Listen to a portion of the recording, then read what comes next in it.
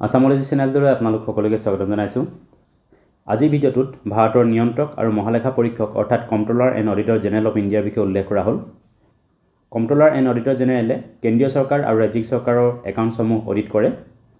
সংবিধানৰ 148 নং অনুচ্ছেদত কম্ট্ৰলাৰ and auditor জেনেৰেলৰ নিযুক্তিৰ বিষয়ে উল্লেখ আছে, যাক চমুকৈ CAG বা কেগ বুলি কোৱা হয়।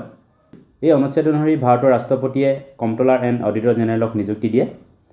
তেখেতৰ কাৰ্যকাল আছে 6 বছৰ অথবা 65 বছৰ বয়সলৈকে, অৰ্থাৎ কাৰ্যকাল পূৰ হোৱাৰ আগতেই যদি তেখেতৰ বয়স 65 বছৰ হৈ গৈ তেনেহ'লে কম্ট্ৰলাৰ এণ্ড অডিটৰ জেনেৰেলে নিজৰ পদৰ পৰা অৱসৰ গ্ৰহণ কৰে, আৰু যদি বয়স 65 বছৰ নহয়গৈ তেনেহ'লে 6 বছৰ কাৰ্যকাল পায়।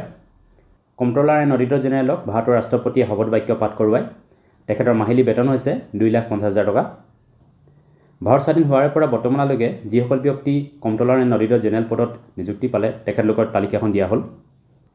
ভি নৰহৰি ৰাও।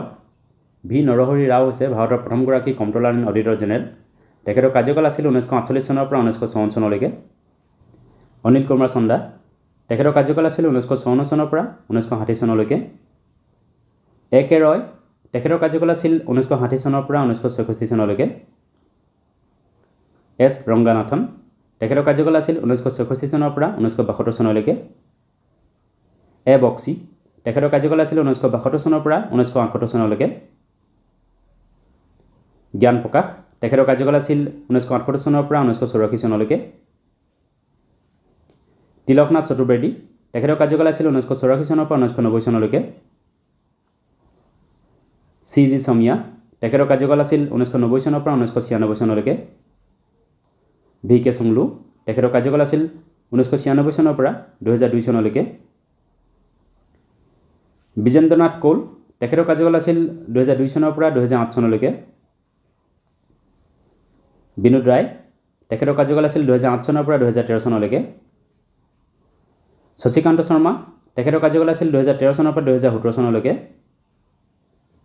ৰাজীৱ মেহৰ্ষি। তেখেতৰ কাৰ্যকাল আছিল 2017 চনৰ পৰা 2020 চনলৈকে। আৰু বৰ্তমান ভাৰতৰ কম্ট্ৰলাৰ এণ্ড অডিটৰ জেনেৰেল হৈছে গিৰীশ চন্দ্ৰ মুৰ্মু। তেখেতৰ কাৰ্যকাল 2020 চনত আৰম্ভ হৈছিল আৰু বৰ্তমানো তেখেতে এই পদতে কাৰ্যভাৰ গ্ৰহণ কৰি আছে। ভাৰত স্বাধীন হোৱাৰ পৰা বৰ্তমানলৈকে অৰ্থাৎ 2023 বৰ্ষলৈকে মুঠ 14গৰাকী ব্যক্তি কম্ট্ৰলাৰ এণ্ড অডিটৰ জেনেৰেল পদত নিযুক্তি পাইছে। ভিডিঅ'টো চোৱাৰ বাবে ধন্যবাদ। যদি ভিডিঅ'টো ভাল লাগিলে লাইক কৰিবলৈ লগতে চেনেলটো ছাবস্ক্ৰাইব কৰি ল'বলৈ অনুৰোধ জনালোঁ। ধন্যবাদ।